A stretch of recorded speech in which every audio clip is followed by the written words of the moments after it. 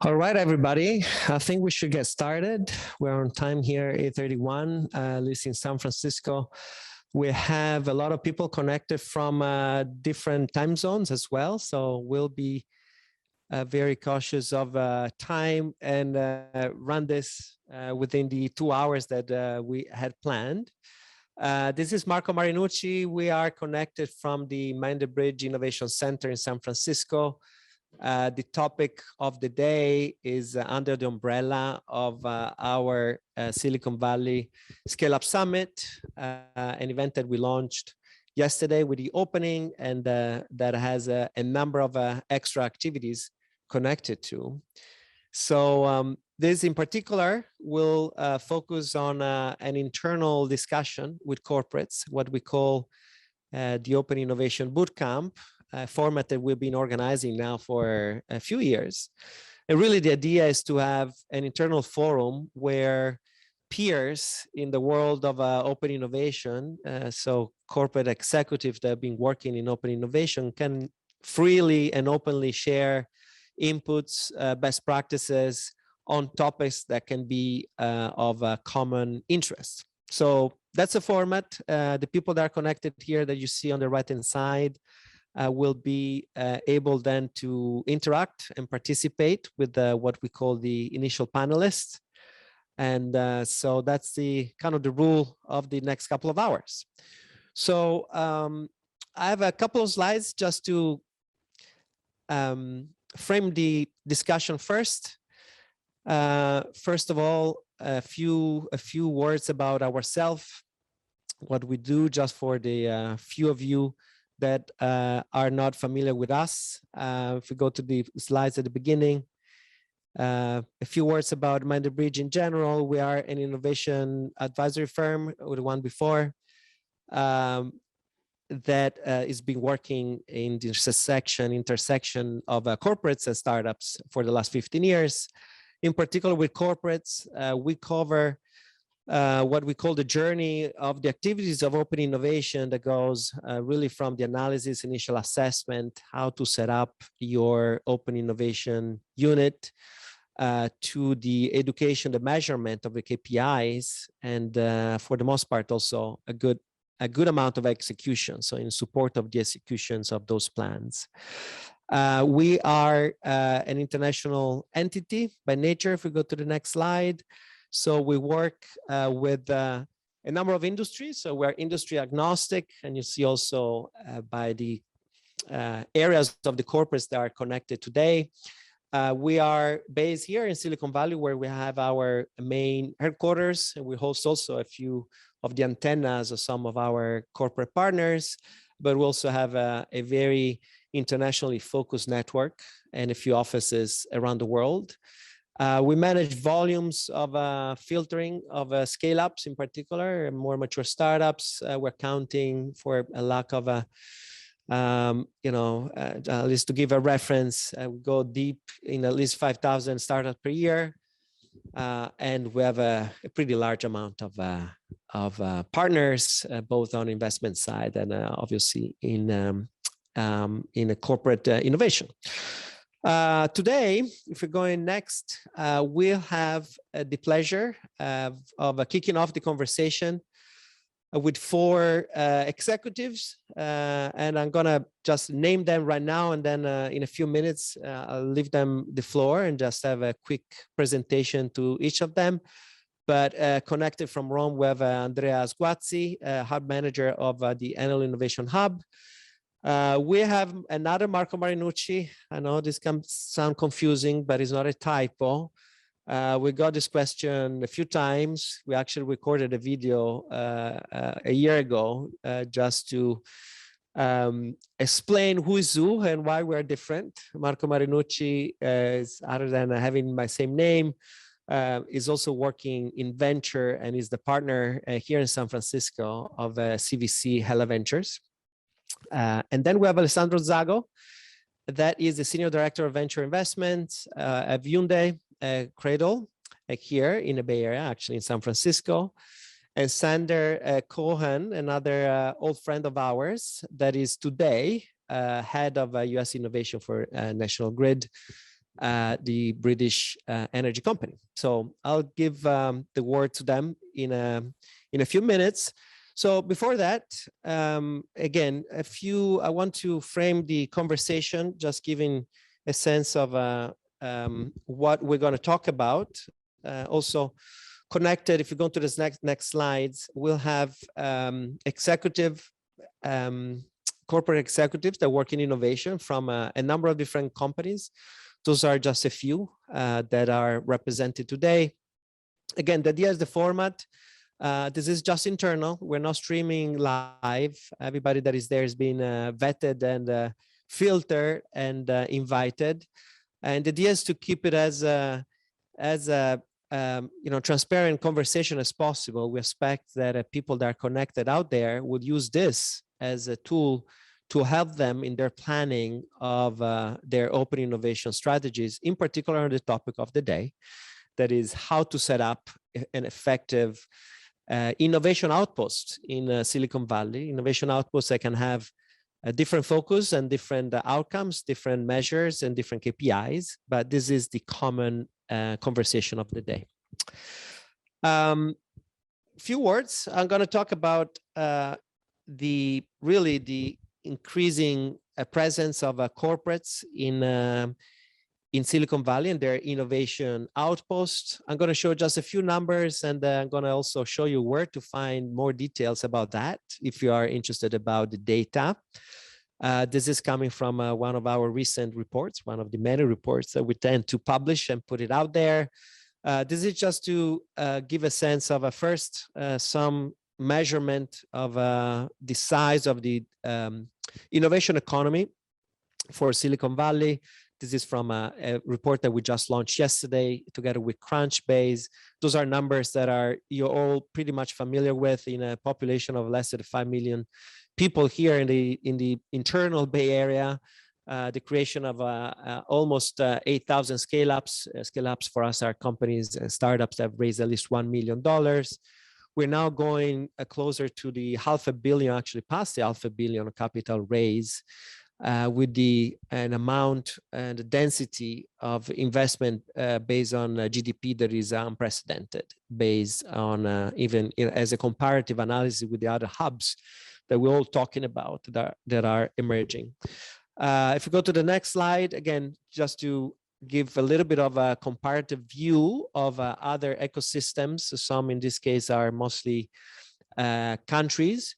We get a sense of the different rows here represent the number of scale-ups per country and per column that you see here: US, China, Europe, Israel, so South Korea, the MENA region, India, and then the number of scale-ups, so the number of companies that have raised at least $1 million, and then what we call the super scalers and so on and so forth. So this, again, the general view here, the general message is along all these measures, Silicon Valley's density of mature and scale businesses and startups is still unprecedented compared to any other geography in the world. And that's what that creates. And we go to the next slides. Is a pretty high density, as you can see here in this picture, of corporate that are moving, 1, 2, 5, 10 people in Silicon Valley just to really filter and get a sense of the macro trends of how all this innovation is shaping the industries and traditional industries. And in this slide, again, this is a subset of a research that we published some time ago, and is showing the number of outposts from the rest of the world of Fortune 2000 companies that have at least one element, a full-time presence here in Silicon Valley to cover open innovation activities or innovation-related activities. And so the structure of those outposts, of those antennas, the way that we categorize them are between, size. So in innovation antenna, so a small little presence of 1 or 2 people in a co-working space to get a sense of what's happening. So to have some exposure and trend filtering. And then we have a little bit bigger innovation antennas that we call innovation lab, typically also with the ability of creating some POCs and some first validation of products here and some little integrations. And so not just the trend reporting, but also being able to support filtering of startups and dealing with accelerators, so sometimes doing a part of this integration and some procurement and partnership. And then we have a bigger guys that have probably and likely have been here for more than a decade, because now it's much harder to do that. And those are the ones that build the R&D centers, right? The SAP of the world, the Siemens of the world, that typically has also implemented, internal product development, even from locally from Silicon Valley. Lastly, we have the implementation of investment with the CVCs or related, and we can debate how the structure of the CVC, but typically there the activity and the area of focus is investment, and sometimes also this investment turns into integration and M&A. So those are kind of diversions of the activities, but this is kind of the macro categorizations of those outposts, and each star that you see here in this chart is actually represents a logo that we have obscured just for also clarity, but it gives you a sense of how many companies, corporates of the large corporates from around the world are increasingly putting an outpost of one of those category here in Silicon Valley. All right, so if we go to the next slide, and this is probably where at the end, and we can start the discussion, what we are also seeing is that this is happening, it's all recent. And so we're going to debate with some of the speakers there that have been in this business for a very long time, that has probably seen multiple waves, but the presence in this density that we are showing in the picture before is really recent. So basically in the last 5-6 years has doubled and keeps increasing, right? So no matter what we're discussing about the change of ecosystems and the center of gravities of innovation, there's one thing that is clear, is that for the scaling and the presence of a corporate innovation outpost, Silicon Valley is really rocking. And so with that, probably we should go, I'm going to show you real quick. So those are again, we're going to talk about this once we start the introduction with our speakers, but those are, as we mentioned before, different areas that we measure of implementation of activities of the Open Innovation Outpost. So I'm going to ask the speakers in a second to identify among this list of activities, being an antenna, having programs of entrepreneurship, building products as an innovation lab, or managing a venture builder or startup studio, as well as being able to focus on a venture client, as it's called internally, partnership procurements, as well as M&A, CVC. Those will be kind of the common ground of how we call activities in the large range of open innovation measures that you guys can have. Before we can start the quick discussion, I want to show you real quick how you guys and everybody can quickly access those data. We have a website that we launched yesterday. It's been up for a few years, but now this activity and this interaction with the data is much more digital and easy to manage. We have our database that is open to everybody. So if you don't have access, you just need to sign up. Is research.themandelbridge.com. Once you get there, you have two areas. Once you can see and browse all the reports that we have been creating. There's plenty of them. So we create typically at least a dozen reports per year. You can see some of them are dedicated to really the deep dive of the tech scale-up environment in different ecosystems.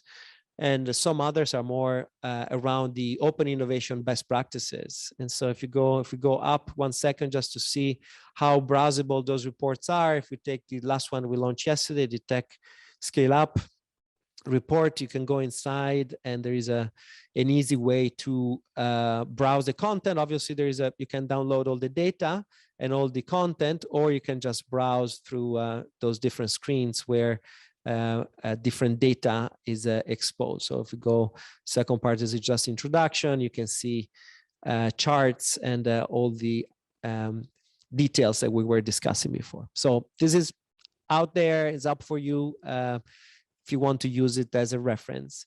I think most importantly, another important reference, if we go up, is to go and browse the directories where we have databases of where to find all these different outposts. For example, here you can see different areas that you can browse. Also, if you want to compare yourself in the presence of some of your competitors, for example, in different geographical areas. So if you can browse, for example, real quick, if you have a look at what you can see and find for Silicon Valley real quick, it's there is a way to filter the outposts by here there's actually a list of all the different outposts, and as we said before, there are several hundred that were filtered, and you have a link to their activities, their website, who is the person of reference, and what do they do in the categorization that we mentioned before. So are there an R&D center, a CVC, or an antenna? And then you can actually search and do advanced filters. You can see them in a map. So if you open the map, it's probably an easy way to browse. In this case, we are focused on Silicon Valley. If you can zoom in, and while zooming in, you can actually see each of his icon and pin is one of the outposts that has been filtered. So you can go and see and browse what your competitors are doing. And more likely, if you go into real quick into search, and you can search all the different industry that are there. So you can look at who are for example, the CVCs that work in automotive, and here is the subset of the CVCs that look in automotive. Actually, one is here as one of the panelists that is based in San Francisco. So again, that's for you as a reference. So feel free to, it's free, and feel free just to register if you are interested, if you have an interest in browsing this data. All right, thank you. So now, without further ado, I think it's the time to introduce our speaker.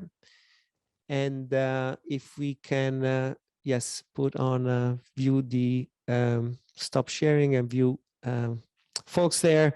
I think without any specific order, as we have here in the slides, I'm going to ask each of you, Andrea, Marco, Alessandro, and Sander, to give a quick introduction. In particular, when you do the quick introduction, also to give a sense of in which of those elements that we just mentioned out of the categorization of activities, your company and your outpost is focused on. And then we can go a little bit more into details, but out of the different areas of venture building, CVC, integration with startups, which areas is specifically focus your outpost here in Silicon Valley is focused on. So let's start from the furthest out there, that is Andrea, that is still sitting in Rome today, but is about to move to Silicon Valley. Andrea. So thank you very much. Yes, as you were saying, I lead the Enel Innovation Outpost in the Silicon Valley area. Our model is mainly done by corporate venture clients. We also do antenna activities. We did some M&As in the past, but our main focus is co-developing and helping startups industrializing their product and then becoming their client. Our area of focus is, broadly speaking, clean tech. But we're also very interested in digital technologies, of course, but also electric mobility, sensors, drones, all these ancillary technologies that help us with the energy transitions. And since you're there, cover also why Silicon Valley for Enel and a little bit of history of the presence of Silicon Valley with Enel. Absolutely. So, well, I mean, why Silicon Valley? I think it was pretty clear from the numbers that you were showing before, and from most of the ones that we saw yesterday. It is clear that Silicon Valley is the place to be. It has an extremely huge potential, a basin of competences that it's not only incredible, but also, I guess, the ability of the Silicon Valley to transfer early stage solutions into industrial solutions. So this ability to scale up is what I find most interesting and promising about this ecosystem. We really started several years ago originally in the Berkeley area, because we started with a partnership there, and then decided to move in the city thanks to the partnership with you and also other partners to really embed better in the ecosystem. And it's really been working well. It's our most prolific ecosystem so far in terms of POCs that came out of the ecosystem. So we're really satisfied. If I remember correctly now, time has a kind of different sense, but I think you've been here for at least 4 or 5 years, right? Yes, I think we are one of the first big Italian corporates that created like a real presence in the Silicon Valley ecosystem. So yes, absolutely. Yeah. Very good. All right, let's move to the guy with a wonderful name, Marco. What's the story of Hella Ventures? Yeah, hi. Thanks for having me. The story of Hella Ventures is relatively simple, similar to most other automotive companies that came out here about, some are just coming out here, some came out here 5 years ago, some 10 years ago. It's simply to have access to the innovation ecosystem. The way we do it is for investing in companies and partnering with those companies. We look typically for later stage companies in the Series A, B, and C stage that we bring together with our business units. We invest in them and then have them often even sign early on small MOUs to collaborate together. So that's why we're here, to find innovation that simply doesn't exist anywhere else in the world. And this ecosystem has proven to be one of the most robust and highest output ecosystem in the world. So we are happy here, and we will be here for a very long time. And Marco, maybe a few words about Hella as a business for the ones out there that are not too familiar. Yeah, Hella is a business. It's a company, German tier 1 supplier. It's been around for about 120 years with 40,000 employees, about 10 billion in revenue. Every car on the planet has probably some parts of Hella built in. The beauty about it is that the product portfolio is very heavy on innovation topics, or topics that find a lot of innovation right now, meaning electrification, connected car, and ADAS. And so that allowed us to be an ideal industrialization and go-to-market partner for many startups. So that's the background about Hella. Very good. And speaking of cars around the world, now we have Alessandro with Hyundai. Yes. Hi, Marco. Thank you for having me. Hi, everyone. So my name is Alessandro Zago. As Marco said, I'm a Senior Director Venture Investment with Hyundai. It's basically the corporate venture arm of Hyundai here in Silicon Valley. Been with Hyundai for about 2 years. I have about 20 years in and out of Silicon Valley and been working for different corporations in the open innovation broad sense, having touched pretty much most of the business model out there. But anyway, back to Hyundai. So we do strategic investments similarly to Marco at Hella, focusing, of course, on in the broad automotive ecosystem. Main pillars these days is, of course, the big disruptors of the automotive industry, mobility for business models, electrification, and autonomy.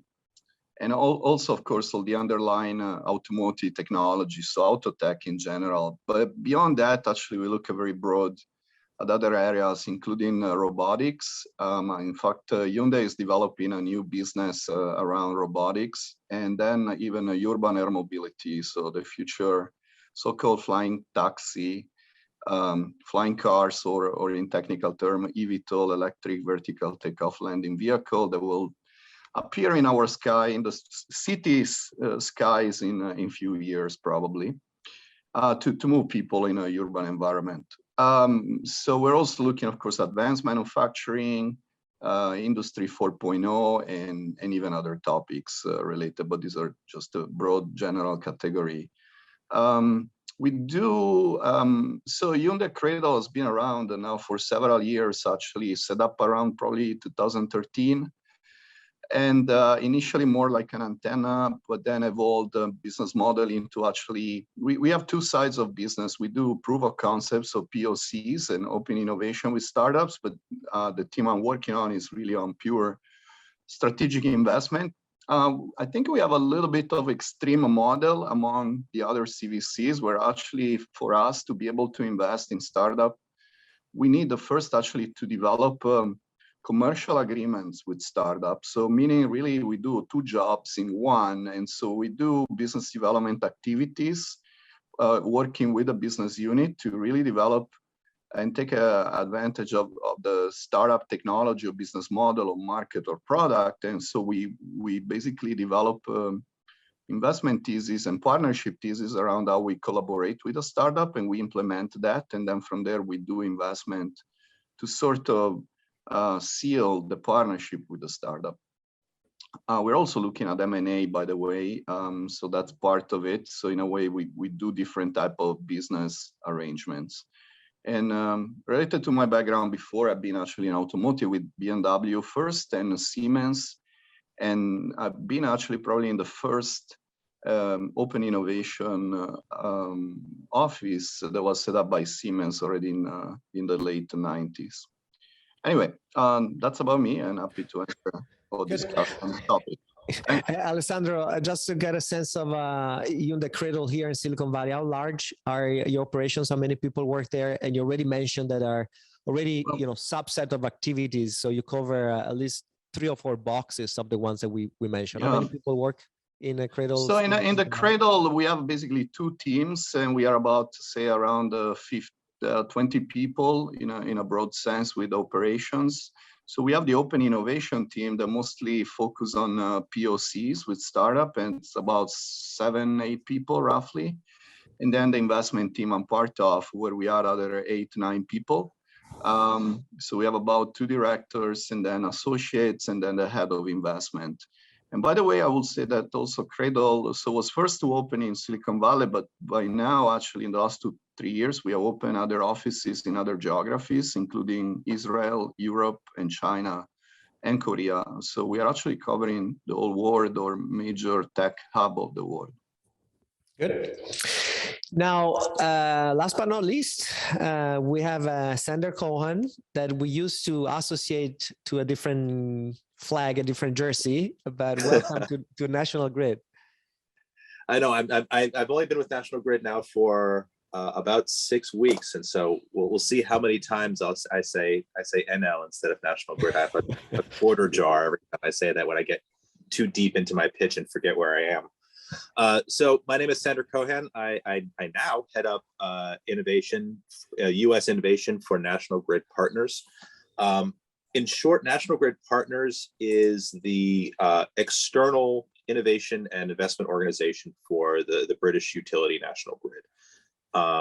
So we are a non-regulated organization that advises and supports our regulated utility. The organization itself, so National Grid is of course a UK company. Its US headquarters are here in the Boston area, and then National Grid Partners is actually in Los Gatos. So I report into an organization that's based in Silicon Valley. And what we do is a combination of venture investment and innovation. So there's a substantial group of us, and I think the original core of the organization. So this organization is very recent. It was founded in 2018. Is devoted to corporate venture investments, specifically in the energy and digital sectors, but sort of similar to others on this panel. That's a very big, broad topic, a definition of encompassing both sort of software, hardware, and then supporting services.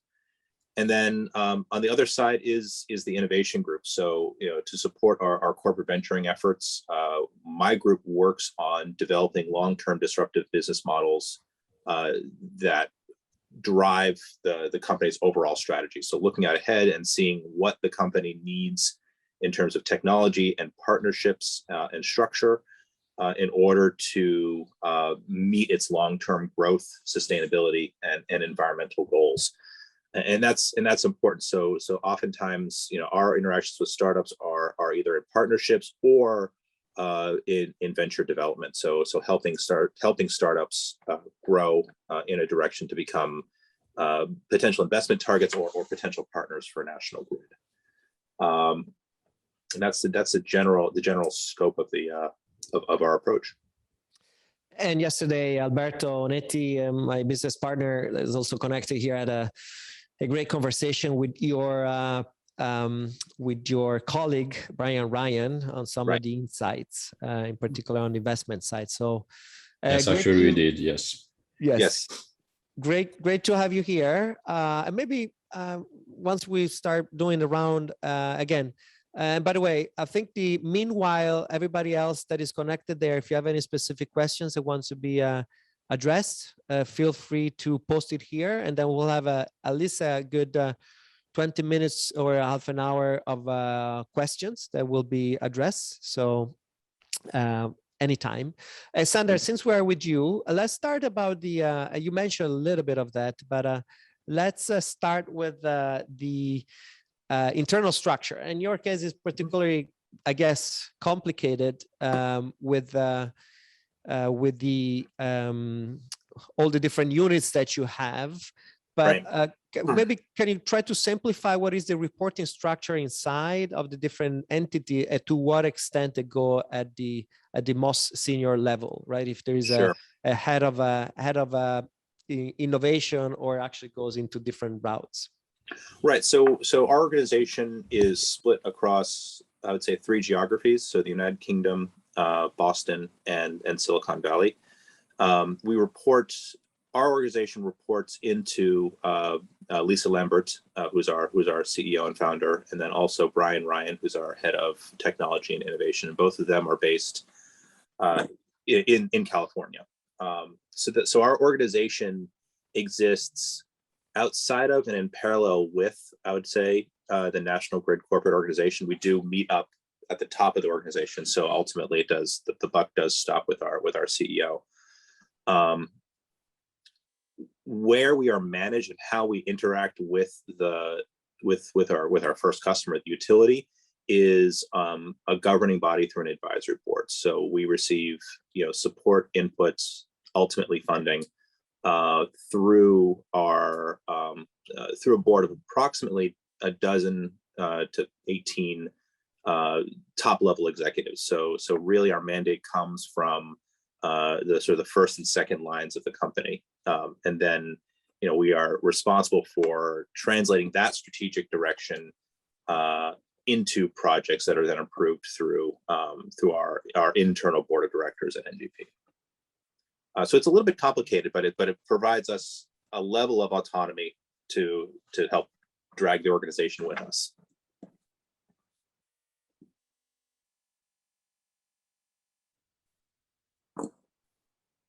I think I lost you there.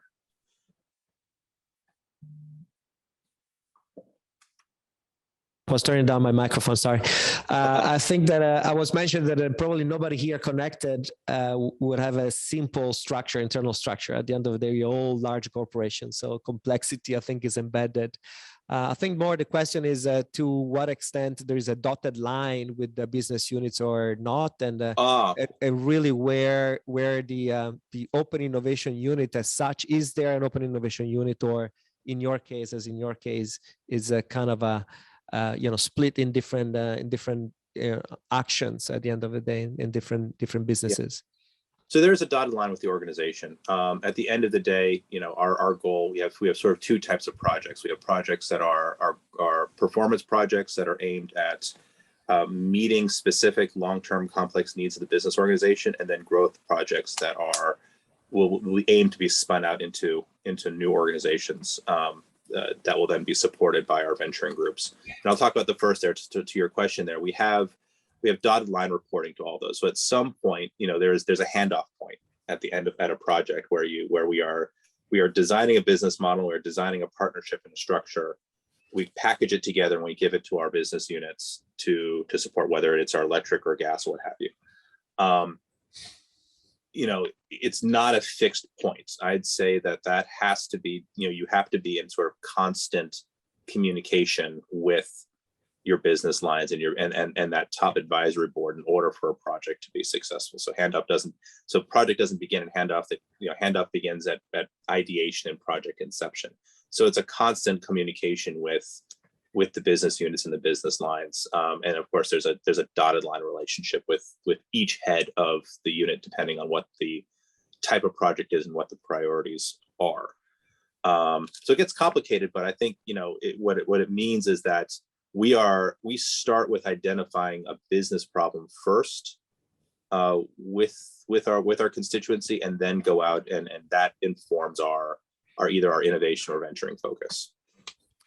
Since we're there, there's a question from Alessandro Salazar of Banco Pichincha, that is asking, I don't know if you can see it in terms of innovation, what % of sales in the company should be registered from the innovation area or service? So basically, I mean, do you have a revenue related objective that is being discussed? 100%. And so, and how you determine that innovation value, I think is pretty flexible at the end of the day. We have an internal goal of, and there are two ways to approach that. I think we have an internal goal that it has to make a substantial dent into National Grid's business. So the internal goal is something in the hundreds of millions of dollars over 10 years range for any venture we're looking at on the innovation side.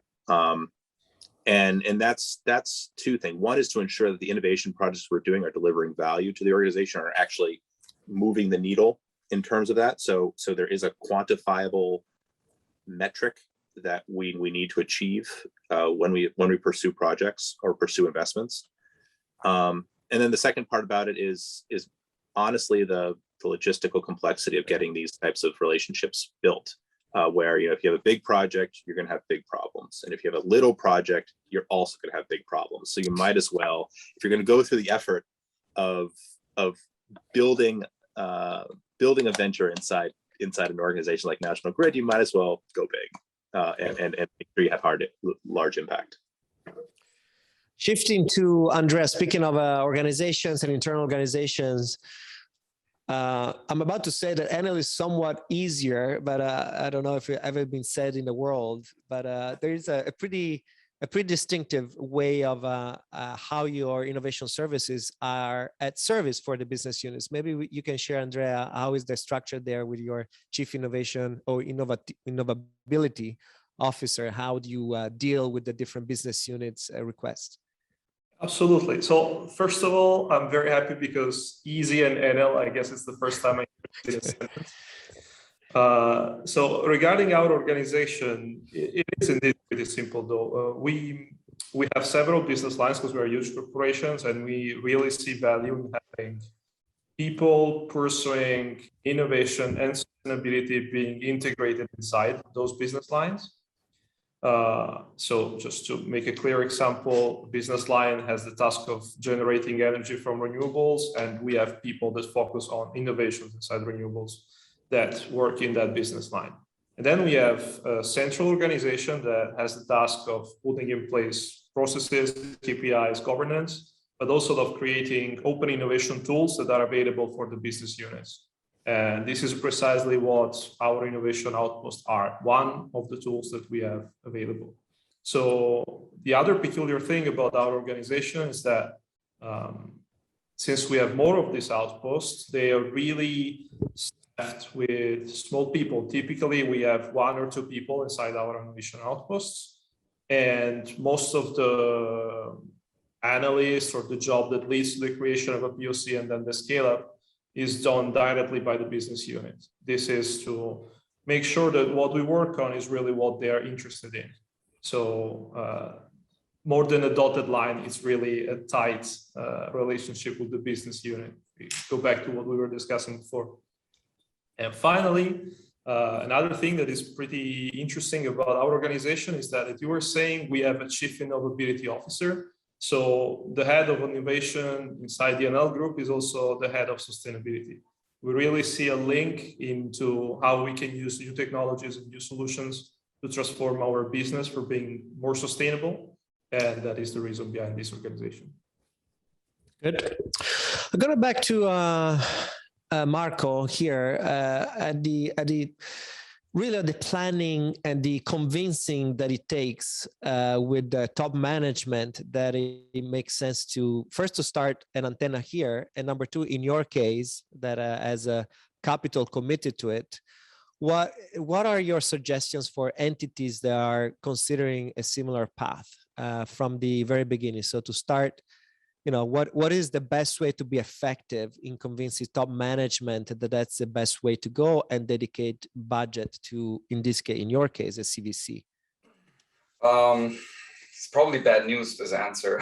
I think if top management is not really interested in it, it's or has some intrinsic interest in innovation, in thinking outside the box, or getting outside in innovation, that's pretty hard to get someone to that point. If they're open, I think then it's simply, I mean, every organization is different, every manager is different, but in the end, the data is overwhelming. If you look at the data that you also presented today about Silicon Valley, I keep hearing these things about, copying Silicon Valley here, copying Silicon Valley there. But if you start looking into it, it's such a robust ecosystem. It's really, really hard to copy that. So I would say convincing, number one, is with the data on Silicon Valley, but then also it needs to be tangible, in my opinion, and it needs to be adapted to the organization. So, like, let's say if you're 1999 or 2005, let's say, and you're selling books or you're selling a newspaper, and it's just paper. Well, then you need a very different type of CVC than if you need to. It's a helicopter out here doing weird things. Sorry. If you need to find innovation for parts in automotive, which for us then is more a partnership type of model, where you want to work very closely with your business units. But then you have situations like, again, if you're the company selling newspaper, then you need potentially something completely disconnected that is absolutely independent and has experience in the field. So I think pitching something that is tangible and makes sense. It's not about disrupting the way we are. It's a lot about simple business development, simple reinventing yourself. It's a lot easier than it sounds technically, a lot less magic. But what you have here is just tremendous input from so many different companies, from the smartest people in the world inventing new products. And so by being here, by being part of the ecosystem, you get access to that, and you can't really fly in here. And if you fly in and out, that's really tough to become part of the ecosystem. So to recap, data first, right? To get the picture right, and then simplify communication with top management. In your case, is also to set up a very lean structure, although the commitment of capital is capital. So it's not, there is a clear commitment that needs to come from the top. And I think the third one that I would like to address is how to maintain this relationship, critical and engaged. And in your case, and then I want to talk to Alessandro about this, but also how do you constantly engage, get a buy-in from the business unit from what you're doing 10,000 miles away? And just to be, if you have any very practical suggestion, really. Very practical suggestion is fly to the headquarters, meet executives regularly, ask them open-ended questions, learn what their problems are. Don't ask them what are you looking for. Ask them what their problems are. Ask them what they're doing. Come back, and you will find something that fits to it, and then tailor basically a solution to that. Don't just send them startups. Say, hey, you said blah, blah, blah. This company could potentially solve your problem. And I think that brings you really close to the management, because you're solving our problems. It's really an actual recommendation to them what to do, not here's a company, do you want to talk to them? That's what I've seen a lot. And that's where the disconnect then is. It's not tangible. So how much time do you actually spend in maintaining that relationship with the headquarters? Because it's a key element, I think, right? If and do you try to engage? Do you do the rounds with the head of the business units to maintain this relationship critical? Yeah, I probably spend 10 hours a week. I have typically one-on-ones, half an hour one-on-ones once a month with every meaningful member of the management board, of the executive team, of the BUs, but also like these hidden champions, these like technical gurus that people just listen to, although you don't find them at the top of the hierarchical order. I just have like these check-ins. Sometimes you don't need them. But if you don't have them, then it's hard to get on the calendar with these people, and you just get busy and forget. But that way, it's a lot of time spent, but it's well invested time, because in the end, most startups want to work with you here because you bring a customer, because you bring a channel partner, because you're bringing something to the table that they don't have, not necessarily because they need your money. There's plenty of money here. Alessandro, how is the Hyundai? Kind of similar questions. I know that also the internal structure is complex. Yes, Hyundai is an extremely complex organization for sure, which makes also our deals very complex. But so first of all, we are basically folded under corporate innovation. So under basically Chief Innovation Officer, which is based in Korea. And so we really report into the Korean mothership. On the other side, also, we are in the US right now. So we also, as a matrix, we have links into our, let's say, headquarter of Hyundai Motor Company in Michigan, which is part of R&D, basically. So anyway, that's for a report. So in terms of, I guess, building relation, I think that's key as part of the job. You need really to have strong relation in this job outside to, scout startup, develop deal flow, interact with the whole ecosystem in Bay Area, but really we do it nationally all over US and even Canada and even internationally, really. But on the other side, you need a strong relationship internally, because this is about more strategic investment. Therefore, we on a daily basis, we interact with different business units, both in Korea and also in the United States. So different organization and subsidiary indeed. Yeah, I think, and so I've done this actually also for German companies like BMW and Siemens, and for a Japanese company before.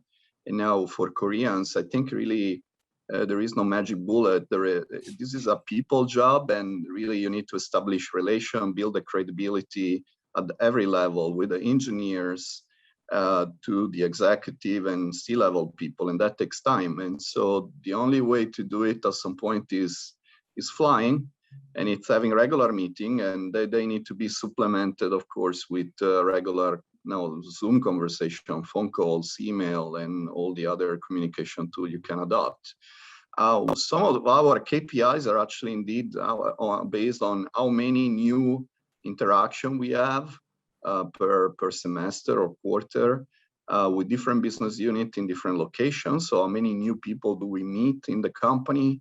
And then, of course, how we continue and progress the relation with existing companies. So that just give you a sense. This is actually going to one of my next topics, and we can actually take it from there and maybe go one step further. The granularity of the KPIs that you are discussing with your peers, your management at the headquarters. Again, to be practical, what is your suggestion for somebody that is starting now? Is to maintain generic KPIs, or to go very detailed, or even sandbagging on the KPIs to make sure that there is some, buy-in that can stay for longer? And I assume, obviously, the KPIs are drastically different if you run a CVC than, right, if you're there integrating solutions. Yeah, I think it really depends on the goal. What type of organization are you setting up? And really the important question here is, what's the goal of your activities? Is it scouting? Is it doing POC? Is it investing? Is it acquisition? So, but in general, I think the common denominator is certainly some of the KPI we have is certainly on the deal flow, the amount of startup or new companies that we bring in every month. We actually internally, we share that regularly every week and bi-weekly with different teams. And we are almost maniacal on the pipeline, and that has to be pretty broad in scope and also in number. So pipeline for us is very important. Then, of course, we are measured on, for example, number of deals we do, quality of the deals, a number of commercial agreements we do. So very quantitative metrics, actually, we try to put in place. But number of, for example, of investment thesis. So one of the tools to keep communicating with that court is actually sending information to mothership about trends, new areas, potential investment. And so we do that sometimes actually with writing reports or broader investment thesis reports that are sent to different departments and executives as well. We also keep communication very tightly around the portfolio that we manage with finance and with our colleague in CVC in Korea and other locations. We do weekly calls with all of them to keep abreast of the different startup and topics that we see around the world. So there is actually a very tight communication. Obviously, in a COVID world, without being able to fly in like last year, that made things harder. But normally, you will definitely spend some amount directly in person. Anyway, we have a quantitative KPI. We try to be quantitative. And also, I mean, that boils down to the culture of the company, of the group that we're working in, right? How the measurement goes. Andrea, maybe on the Enel side, right? Considering that the Enel structure has a multiple hubs, so some of these KPIs have to be an aggregate, right? As what is the outcome of all the open innovation activities? How does that trickle down to the single hubs? Absolutely. So it's really important to try to measure the results of innovation, broadly speaking, not only of the hubs. But that measure cannot only be economical. So we try to measure how much value we create for the company in terms of money that we generate, of costs that we cut. But we're also using innovation for very important topics like safety or security. And you cannot really measure with money the outcomes of those efforts. So you've got to put together a different set of KPIs, and it doesn't have to be too heavy. You always need to trade off between how much really you need to know about what you're doing and about how effective it is. The other thing to measure for us, since we try to have a very huge deal flow, is the efficiency of the funnel. So we try to understand how our deal flow is behaving across all the tools that we have. And then we look at the part that is generated by the activity with the startups and at the part that is generated by each innovation hub. So that is what tells us how a certain ecosystem is being used, if it's effective or not. Good. And there's also a question here from Andrea from Bayern. Which tools do you consider to protect strategic partnerships when it's not possible to address for CVC? And probably I would move to that question to who actually runs a CVC here, to Sander or Marco. Sander, what is your suggestion? It's a good question. If it's not eligible for CVC, or if it's not timing, right? So we keep talking a lot, and part of I think what makes successful engagements is making sure that the timing is right. Either both the startup is at the right point in its life cycle to partner with us, and that we're ready to invest in it. The tools used to protect is, again, constant contact. I think what I've been hearing from Alessandro, from Marco and Andrea is there is the point of contact, or the investment point that we keep that's very visible, but really what happens below is a constant churn and constant conversation with this. So it might be as something as as basic as regular check-ins with the startup, right? So understanding sort of where you are and where they are, and this level of casual contact in an ecosystem that is really important to maintaining a relationship that might not be quite ready for a deal yet, but could be ready along the lines in the future. Marco, what is Hela's take on that? What exactly means not eligible for CVC? Yeah, that's a good point. I guess that I don't know if we can turn on Andrea's mic, but I would assume that is it doesn't fit, right? Maybe it's too advanced, or you don't see potential financial returns right away, so it doesn't fit in a thesis, but it still has a potential. Always be selling. Always, sell what you basically, the opportunities that you get here in Silicon Valley compared to somewhere else, right? So if you find a target where you, as an investor, think, oh my God, like no way are we going to put money into this company, but they have great technology, or they have a great team that could be acquired, but the technology isn't great, or they're way too far, our money's not going to make a difference, or it's outside of our scope, investment scope, but the corporate would love it. Absolutely take that company and bring it to your executives. And normally, especially European corporates, always ask the question, can we invest less instead of can we invest more? And so there's one time when you bring them something and you're not even asking for money, and you bring them like this golden golden child, just do that once in a while, and just try to work the relationship. Of course, don't make it your main thing that you do, but those are some of the best opportunities to build relationship with the executives. Hi, Marco. This is Andrea from Breyer. You are right. Actually, we have the situation that our LEAPS by global, this is our venture capital structure, is just global. So when we have some demand for Latin region, for example, that we need to enhance or increment our value proposition, locally speaking, in our digital platform, we have some startups that we are getting more advances on sales and even capture more value with the customers. And it would be key to advance for new business models that we are reaching the region.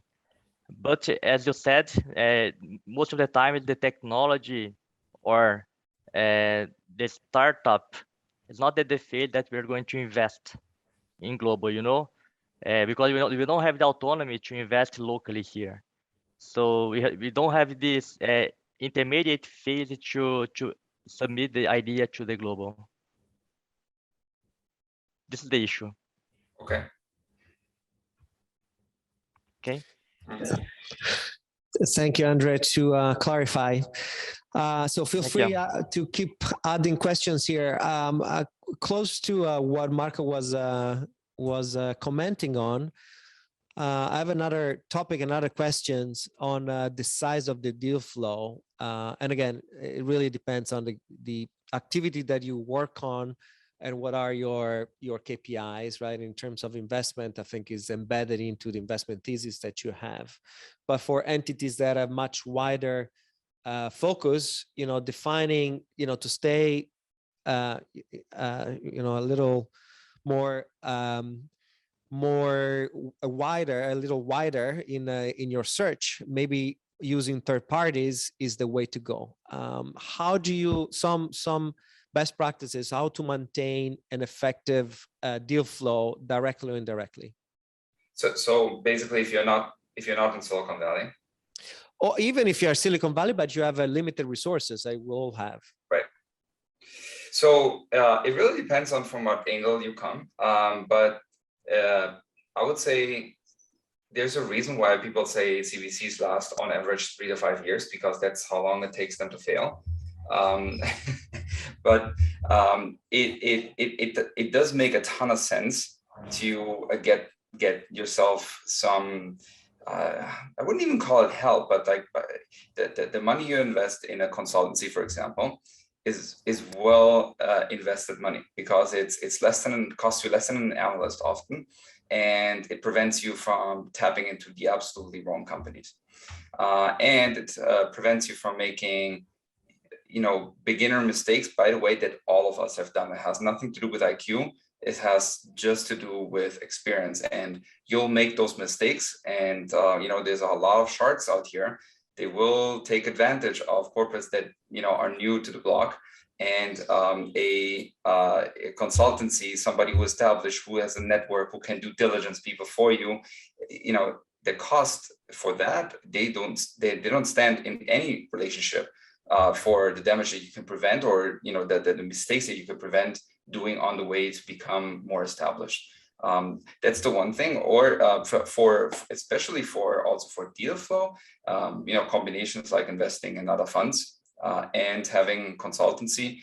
I think you kind of catapult yourself to where it took us 5 years to get there, to get deal flow from Kleiner Perkins and Lightspeed, and most of the times you don't even get there because the results aren't what the management wants to see in a short term, and they're not used to long term. It just takes, I would say, 5 years to get to a decent place. So those are tools that we underestimated, to be honest, when we came here, because we thought we could just do everything ourselves. Would I do it again and accelerate to year 3 immediately? Those are two of the tools I would use. Good. In your case, did you also invest in other funds to get that access, or was just one of the options? We didn't do that here because we had a team here, and because we were too ignorant and thought we could do it ourselves. And I mean, that's just the honest opinion. And if I would go to Israel, or actually I had just a conversation with a friend of mine. Both of the GPs are from India, have been in Silicon Valley for 20 years. They're opening up an India fund. I personally think there's tons of opportunity in India as well. But the culture, startup culture, is so remote from here. Like, I don't have any network. They have no way to filter. Trying to do that from here, even if I've done venture capital for 6 years now, is just, why would you do that to yourself? So we are considering investing in a fund like in India, for example. Similar in China. You just need to have people on the ground. And the beauty is, ultimately, long term, it doesn't actually cost you money. Even if the fund performs terribly, at least you get your money back. If it goes well, you multiply your money. But corporates are often not interested in profits from those type of investments, but the shortcuts of quality deal flow. Yeah. Alessandro, how do you get a quality of deal flow? I think obviously both an investment side, but also in a partnership side that is probably much wider. Any specific input also coming from your long experience in the Valley, these very topics? Yeah, I think, again, a venture capital is very much a people relation business. So I've been lucky to be here 20 years, and I have certainly my network that I'm tapping into very widely. And so that helps. And so some of my colleagues or my boss also, they've been around a long time and they have their network. So we extensively use our personal network. I will say that's just one channel. But then really, actually, we have developed over the years, I guess, Hyundai, a network with a broad ecosystem in US and internationally. So talking about Silicon Valley, certainly we are connected with VCs and other corporate ventures like Marco, including also competitor of ours, and especially these days, something that wasn't happening maybe 5 years ago, at least in the automotive industry, probably in others.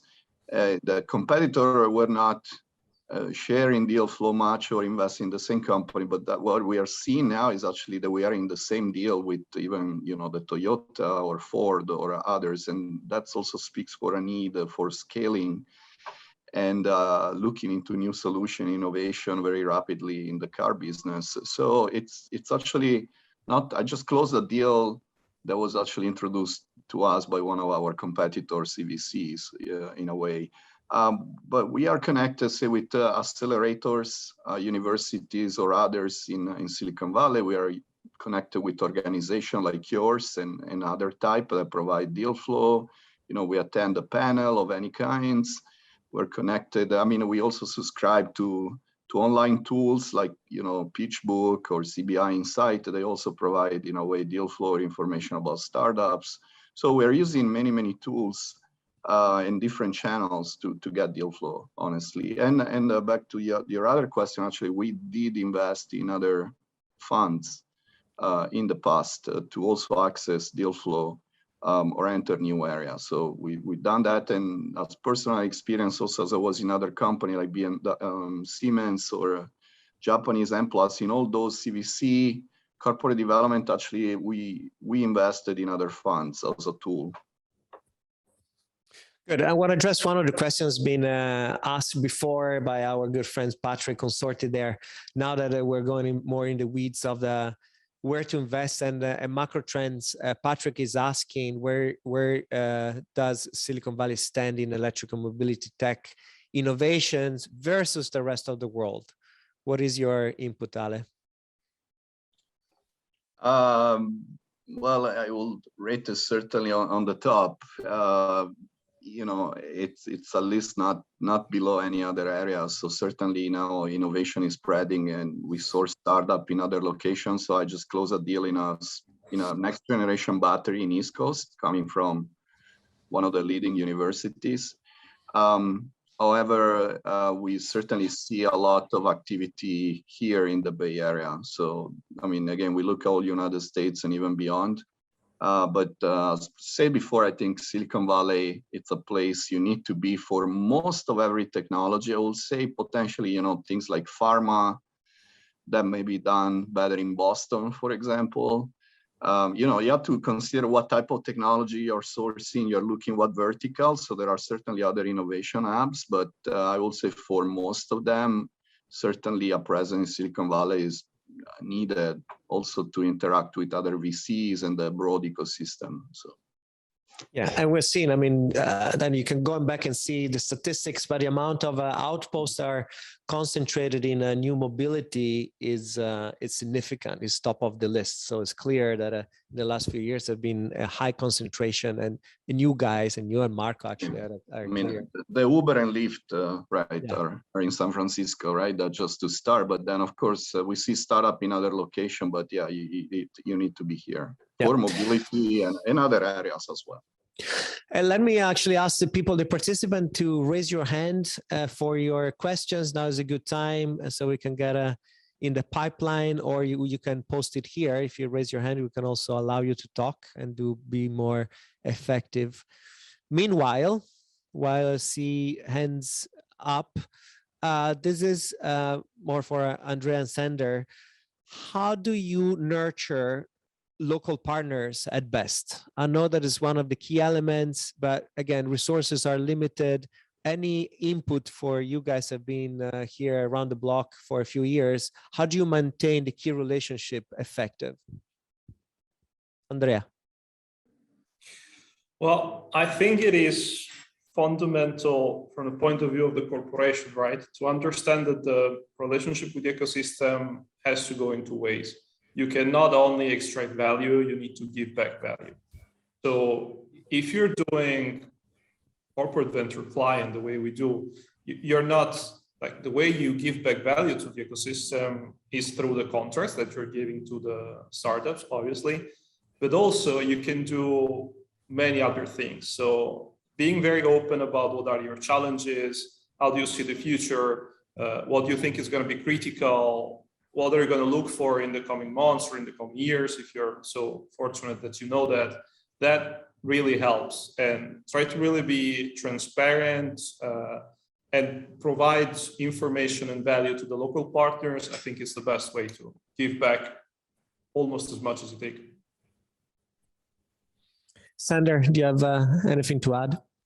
Yeah, I would echo that. I think, and Alessandro brought up a really good point there, where, when you're maintaining two distant relationships in two different cities, right, in Silicon Valley, and then back in your home office, if there are two different locations, right, at Boston, the UK, for example, I think, contributing, I think having a presence in the ecosystem and contributing to that ecosystem is a great way to, again, to echo Andrea's point, is a great way to sort of manage and keep relationships in your target innovation market. And to that end, it goes back to this idea of going back to that question of the corporate venturing, a partner that might not be ready for a deal.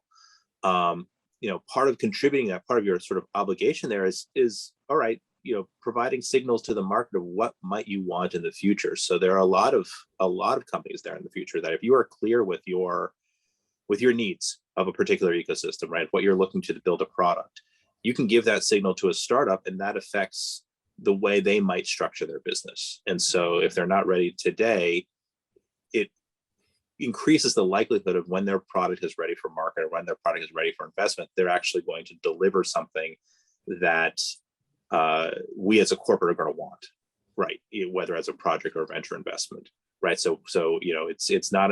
Oftentimes, it's not a matter of just the, it's the color of the box, but also the structure of the product. If it's a service versus a license, for example. Very good. So we have a million, maybe $1 billion question here from Andrea of Banco Pichincha. It is, how do you start an innovation antenna from abroad? Is it really a must to be located in Silicon Valley? Who wants to take that? I'm happy to take that. Since I was lucky and had the pleasure to do that. Starting actually the first few months from the Detroit office, and then coming here, it's a huge difference. The ecosystems.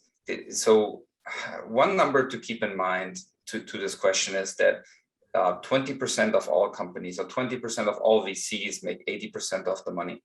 And it's not about money making for for corporates. I understand that, but there's a reason why those companies, those VCs make money. That's because that 20% of the companies are basically create 80% of the value for the ecosystem or for humanity, if you want so.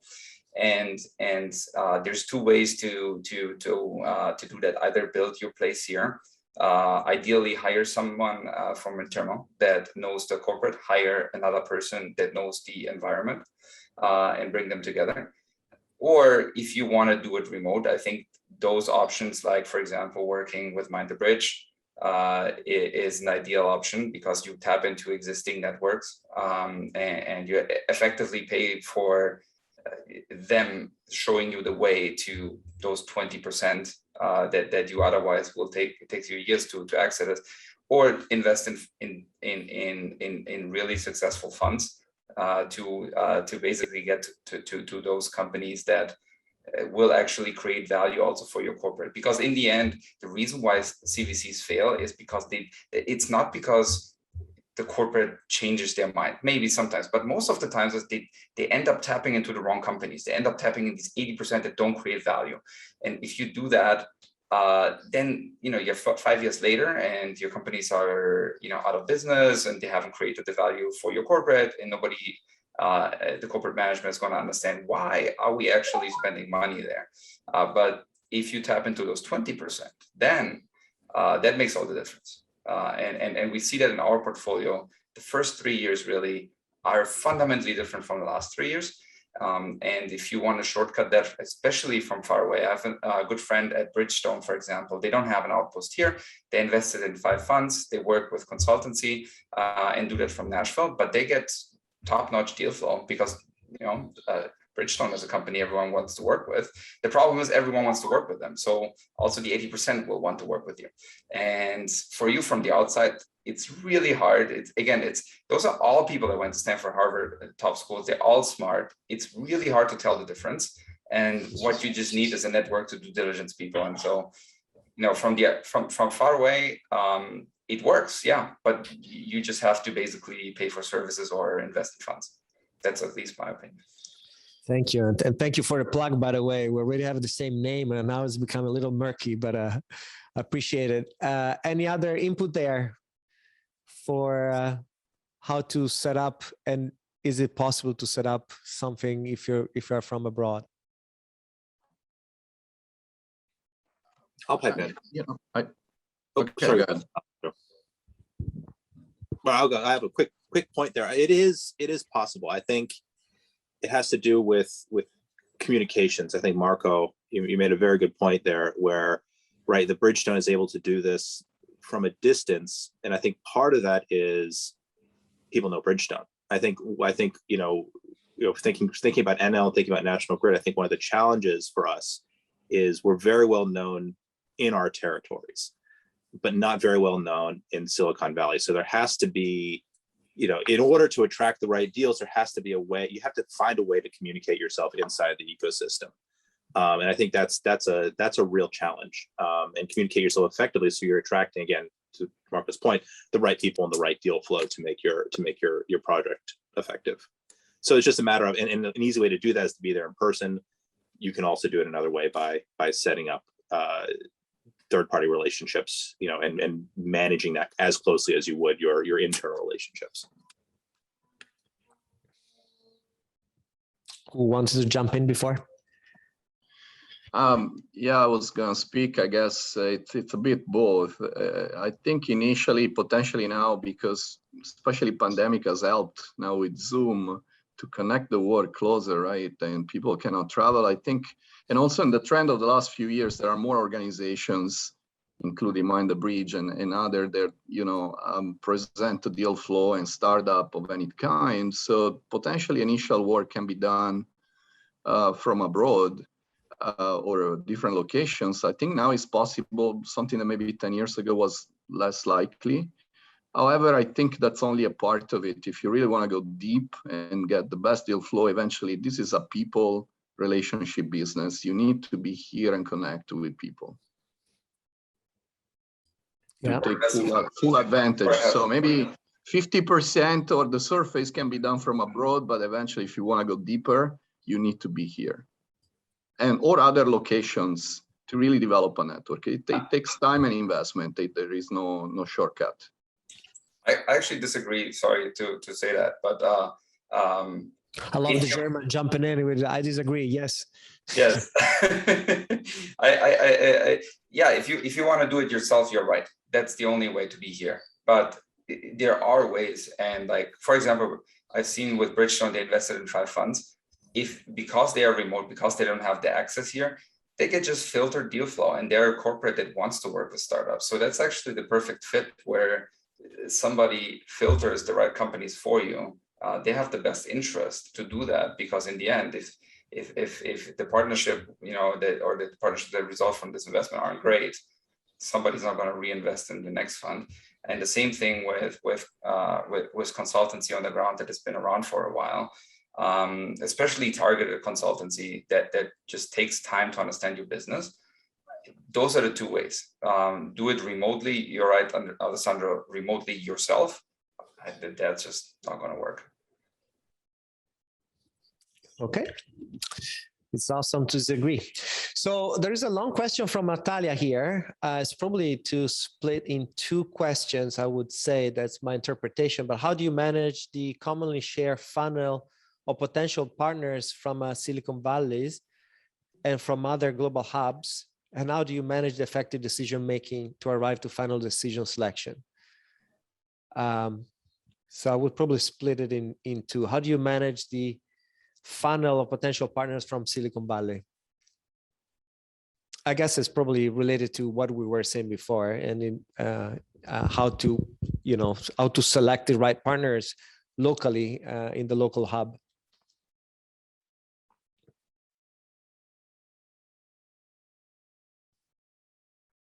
I think I can give a first answer to that, maybe. Please.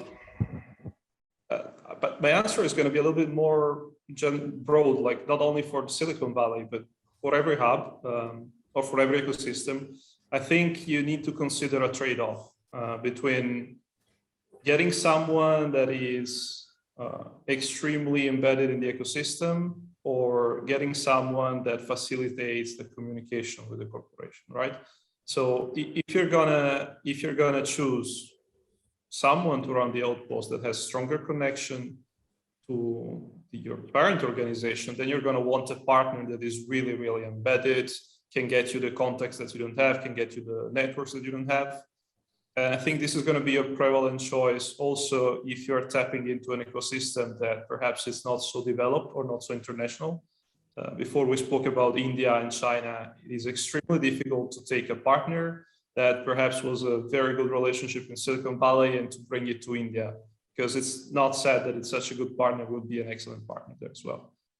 So you've got to really consider the characteristics of the ecosystem and the partners in that ecosystem. Yep. Anybody wants to add something? No. All right. I think we're close to wrapping up. Unless there is any other last questions or comment that we haven't covered. Oh, Natalia has a hands up. Yes, hello everybody. Can you hear me? Yes, loud and clear. Yes, great, thanks. First of all, thank you very much for this opportunity to join. I find it really useful for myself to understand better. Actually, my question was around a little bit different topic. I just wanted to understand if you share the funnel of the potential partners that you manage through your presence in Silicon Valley with the opportunities coming from the other global hubs or accelerators from the other countries, and how do you manage the process when you need to make a global decision on some similar cases that might come from Silicon Valley or from Korean acceleration hub? How do you manage your internal collaboration for arriving to the right decision of which partner to select? That was my question. Thanks for clarifying. Who wants to answer here? I start. You know, I'm thinking about experience. So first with Hyundai, well, we actually have different hubs, as I say, in different locations. We have a couple of guys in Berlin for Europe and 2 in Tel Aviv for Israel, Beijing, and so we have, and now Singapore. So we actually have different locations. Everybody acting away independently with their own budget and their own local partners and ecosystem. Of course, it's all centralized in Korea, mothership, and coordinated by them, and we are reporting to them. So we definitely have an extended network at this point. So also when I was at Siemens, we set up an accelerator here in Bay Area, and one in Shanghai for tapping into different geographies. So I think that would be ideal, right? Because different locations have different technology, different markets, different innovation trends.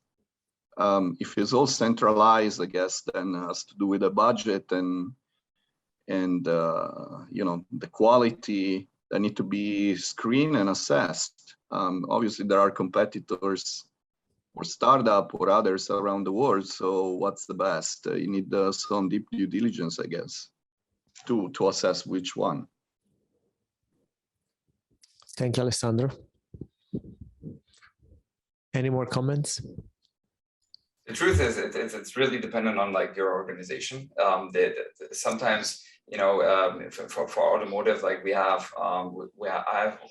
so one of my colleagues is in China, and their ecosystem is so different from ours. But sometimes, for example, it doesn't make sense to invest, say, in 2 LiDAR companies, one in Silicon Valley, one in China. But sometimes you will have like technologies and automotive, for example, for V2X that in China are super prevalent and here not really relevant at this point.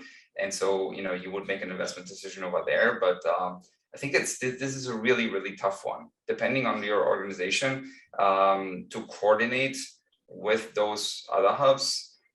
It's pretty tough, especially with the time zones, you know, lack of understanding of the different ecosystems. To be honest, that's one that we also struggle with. And I don't have an easy solution for you, just beyond like talk to each other as often as possible. But even then, it's difficult.